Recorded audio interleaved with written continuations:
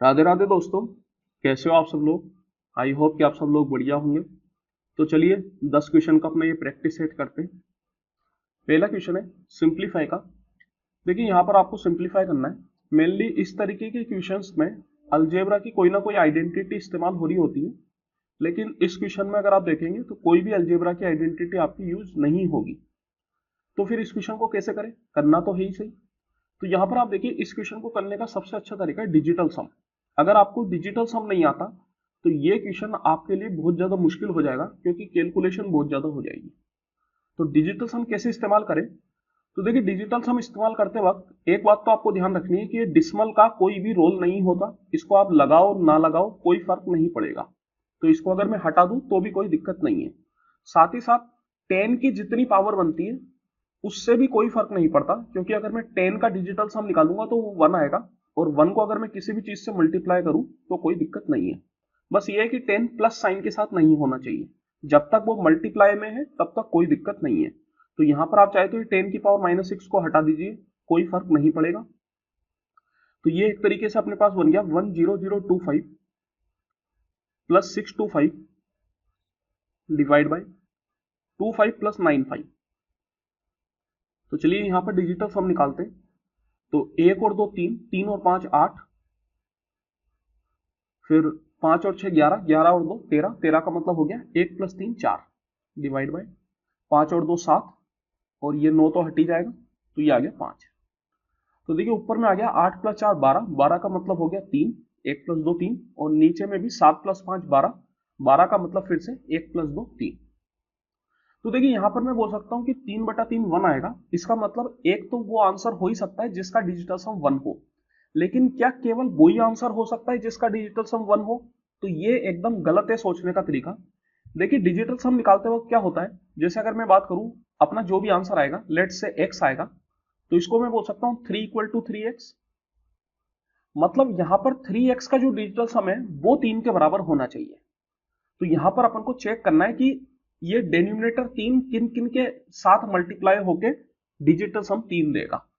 तो जैसे यहां पर अगर आप देखेंगे तो 1 और 2 3, 3 और 5 8, और 8 पे हो जाता है 24। तो 8 पे 24, 24 का मतलब डिजिटल सम कितना आ गया, 4 प्लस 2 6।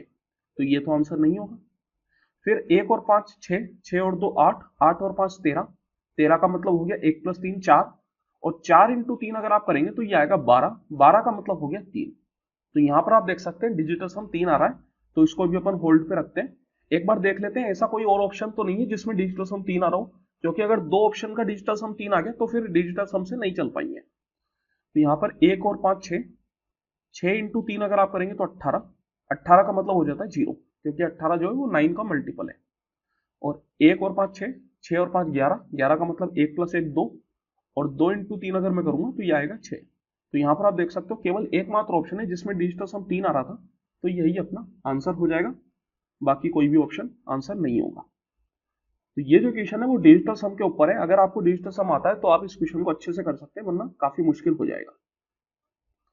नेक्स्ट क्वेश्चन है यहाँ पर अपन से 18/5, 6/5 और 18/125 का एलसीएम पूछ रहा है। तो देखिए फ्रैक्शन में एलसीएम या एचसीएफ निकालने का क्या तरीका होता है। तो जैसे ये 18/5 है, ये 6/5 है, और ये है 18/125।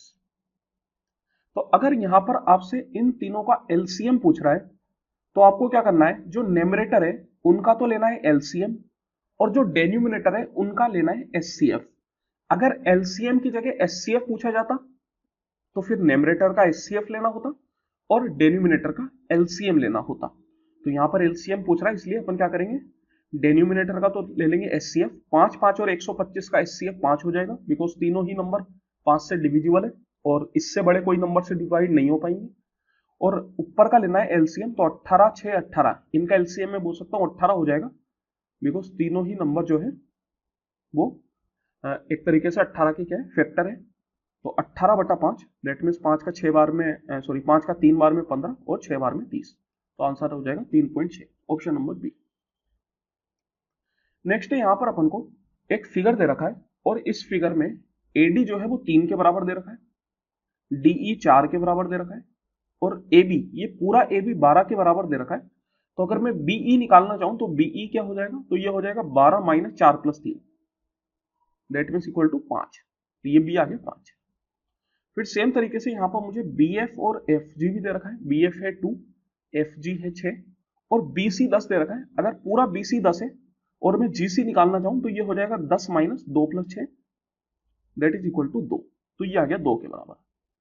आप देखिए यहाँ पर आपको दे रखा है जो M है वो क्वाड्रिलेटरल FGDE, ये जो बीच वाला क्वाड्रिलेटरल है इसका एरिया है M, और N जो है वो पूरे ट्राइंगल ABC का एरिया है, और आपसे M बटा N पूछ रहा है। एक तरीके से आप बोल सकते हैं कि quadrilateral FGDE divide by triangle ABC आपको यहां पर करना है। तो मैं कैसे निकालूं ये क्वाड्रिलेटरल का एरिया, और यहां पर आप ऐसा नहीं कह सकते कि ये ACB 90 डिग्री होगा, ऐसा नहीं बोला गया, तो जब नहीं बोला गया तो फिर मानना गलत है। तो यहां पर आप देखिए इस क्वेश्चन को करने का क्या तरीका है, ये वाला जो एंगल है इसको मैं थीटा मान लेता हूं। अपन जानते हैं कि कोई भी ट्राइंगल हो, यहां पर कोई सा भी ट्राइंगल हो, स्केलन हो, आइसोसेलेस हो, इक्विलेटरल हो, राइट एंगल हो, कुछ भी हो, कोई फर्क नहीं पड़ता, ये वाला जो फॉर्मूला है वो हर जगह एप्लीकेबल होता है। जैसे अगर ये थीटा है, ये ए है और ये बी है, तो इस ट्राइंगल का एरिया निकालने का तरीका होता है हाफ AB साइन थीटा। तो सेम तरीके से यहां पर आप देखिए अगर मैं ट्राइंगल BEF की बात करूं तो ये क्या हो जाएगा, तो BEF में बीच में थीटा अपन को दे रखा है, थीटा के अगल बगल की जो साइड है वही अपन को लेनी पड़ती है। तो यहां पर मैं बोल सकता हूं half into BE that is 5 into BF that is 2 into sine theta, क्योंकि इन दोनों के बीच का एंगल क्या है, थीटा। सेम तरीके से अगर मैं बात करूं ट्राइंगल DBG की, तो यहां पर मैं बोल सकता हूं हाफ इंटू ये DB हो जाएगी इसकी साइड जो कि 5 प्लस 4 9 के बराबर है, ये BG हो जाएगी एक साइड जो कि 2 प्लस 6 8 के बराबर है, और इन दोनों साइड के बीच का जो एंगल है वो सेम है थीटा, तो यहां पर भी मैं बोल सकता हूं साइन थीटा। फिर ट्राइंगल ABC की अगर मैं बात करूं तो ये ट्राइंगल ABC क्या हो जाएगा, तो this is equal to half into AB 5 4 plus 3 that is कितना 12, और फिर BC 2 plus 6 plus 2 that is 10, और इन दोनों साइड के बीच का भी जो एंगल है वो थीटा ही है, तो यहां पर भी साइन थीटा।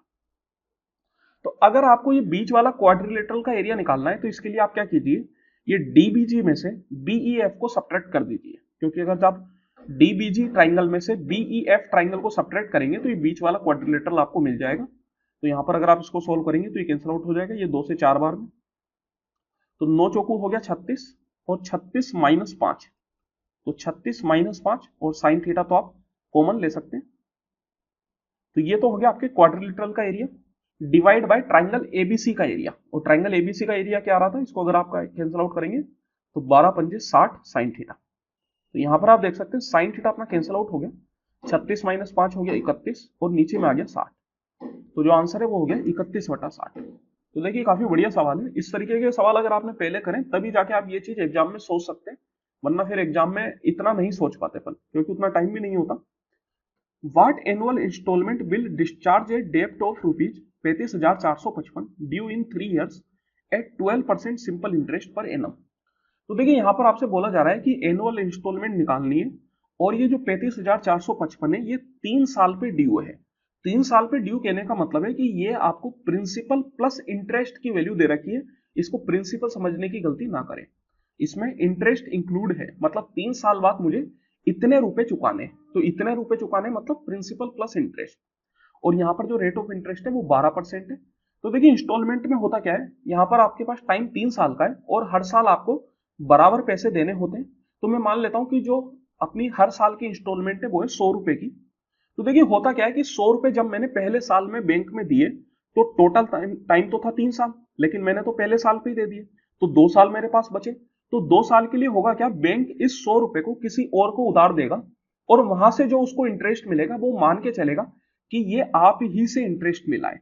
तो अगर 100 रुपए पे मैं 2 साल के लिए 12% के हिसाब से इंटरेस्ट कैलकुलेट करूं तो वो कितना हो जाएगा, तो मैं बोल सकता हूं 2 साल के लिए हो जाएगा 12 दूनी 24%, और 100 का 24% 24 रुपए, तो 24 रुपए का इंटरेस्ट मुझे मिलेगा। फिर दूसरे साल फिर से मैंने 100 रुपए दिए, अब यहां पर मेरे पास केवल एक ही साल बचा क्योंकि टोटल टाइम 3 साल था, तो 1 साल के लिए बैंक ने इस 100 रुपए को किसी और को दे दिया इंटरेस्ट पर, और 12% के हिसाब से 12 रुपए का इंटरेस्ट मिलेगा 1 साल में, तो मैं बोल सकता हूँ कि 12 रुपए का और इंटरेस्ट मिल गया। फिर तीसरे साल पे फिर मैंने 100 रुपए जमा कर दिए, और अब यहाँ पर पूरा टाइम हो चुका है क्योंकि टोटल टाइम 3 ही साल था, तो फर्दर इस 100 रुपए को बैंक आगे जमा नहीं करेगा। तो यहाँ पर आप देखिए आपने असलियत में 100 प्लस 100 प्लस 100 दैट इज 300 रुपए जमा किए, लेकिन बैंक क्या मान के चलेगा कि आपने 336 रुपए जमा किए। इन सब का अगर आप सम करेंगे तो कितना आ जाएगा 336। दैट मीन्स कि ये 336 की जो वैल्यू है ये आ जाएगी आपके पास 35,455, क्योंकि आपको कितने जमा करने थे, आपको 35,455 जमा करने थे और आपने कितने जमा किए 336। तो यहां पर अगर आप 1 यूनिट की वैल्यू निकालेंगे तो वो आ जाएगी, देखिए 336 से ये एक बार में 354 माइनस 336 हो गया 18, 18 का मतलब हो गया 185, तो यहाँ पर एक जीरो लग जाएगा और ये आ गया आपके पास 1855।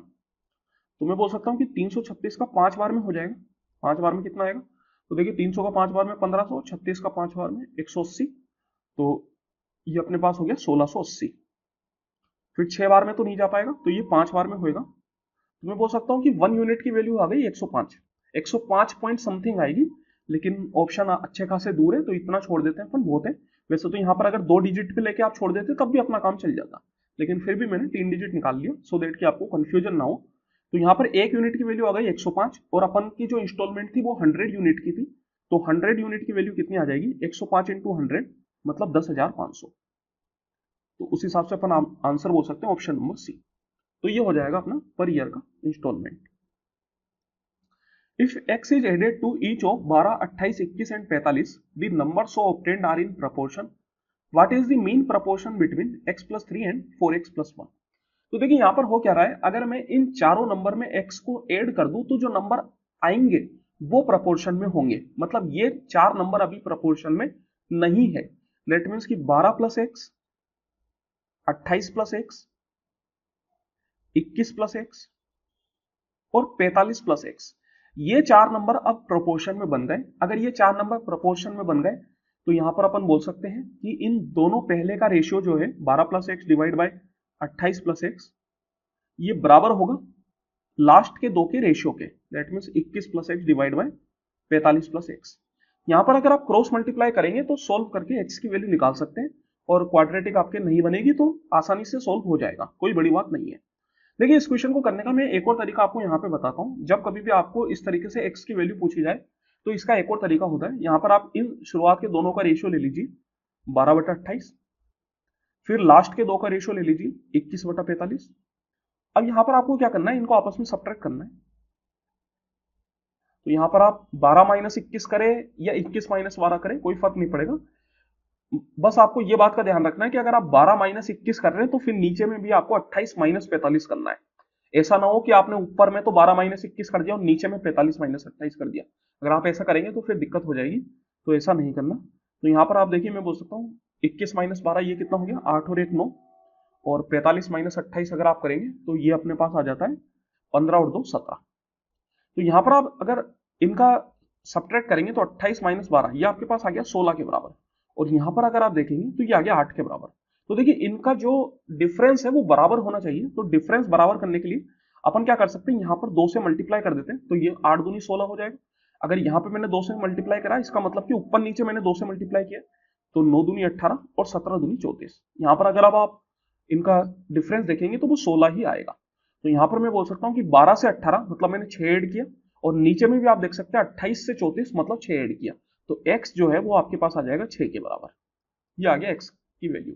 यहाँ पे अगर आप क्रॉस मल्टीप्लाई करके सोल्व करते तो भी x आपके पास 6 के बराबर ही आता। अब यहाँ पर अगर आप 6 डालेंगे तो 6 प्लस 3 9, और 6 चौको 24, 24 और 1 25। तो यहाँ पर आपको 9 और 25 का जो है वो मीन प्रोपोर्शन निकालना है। तो मीन प्रोपोर्शन का मतलब क्या हो जाता है, स्क्वायर रूट में 9 इंटू 25, तो 9 का स्क्वायर रूट हो गया 3, 25 का हो गया 5, तो 5 3 15। Option number A.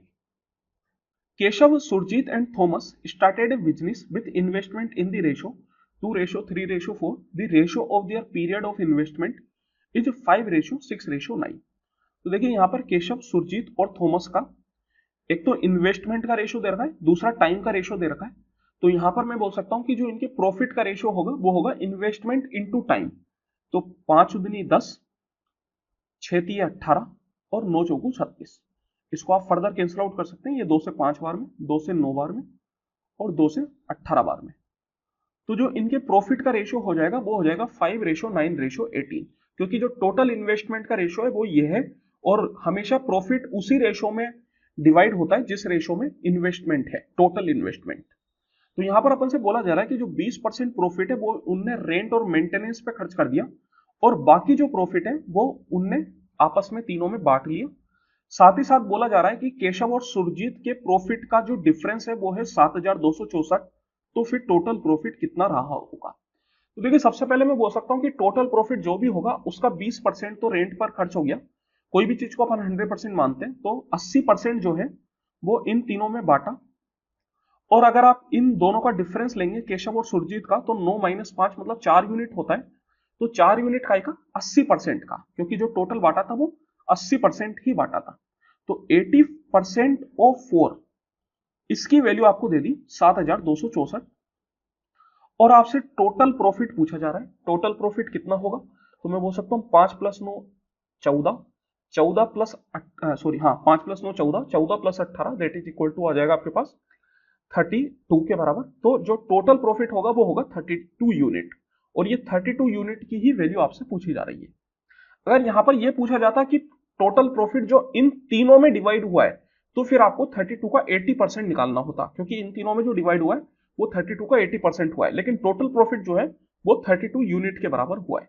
तो यहां पर आप देख सकते हैं, इसको मैं ये 4 बार में और ये 5 बार में, तो ये अपने पास बन गया। ये 5 और 4 को उधर भेज देते हैं, तो 7264 इंटू 5/4, और ये 4 का 8 बार में होता है 32, तो 8 से मल्टीप्लाई कर दीजिए। तो यहां पर देखिए 4 का ये 2 बार में, 5 दूनी 10, तो ये आ जाएगा 72640, 72,640। Option number D. A wheel covers A distance of 1100 centimetre in one round, the diameter of the wheel. तो देखिए यहां पर अपन से बोला जा रहा है कि एक व्हील है जिसने एक राउंड में 1100 सेंटीमीटर का डिस्टेंस कवर किया, तो व्हील का डायमीटर क्या होगा? तो देखिए यहां पर होता क्या है, जैसे ये व्हील है सर्कुलर शेप का होगा।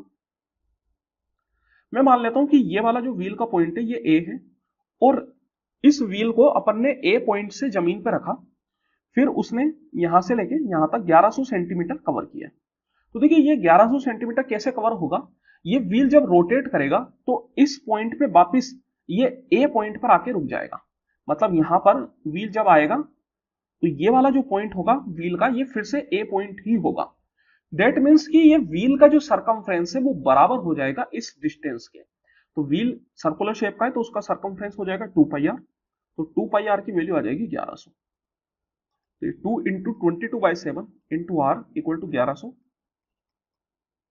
यहां पर आप सोल्व कर लीजिए, 22 से हो जाएगा अपने पास 50 बार में, और ये 2 से 25 बार में। तो रेडियस अपने पास आ गई 25 इंटू 7 दैट इज 175, और डायमीटर यहां पे अपन से पूछ रहे हैं, तो डायमीटर हो जाएगा इसका डबल, 175 का डबल दैट इज 350।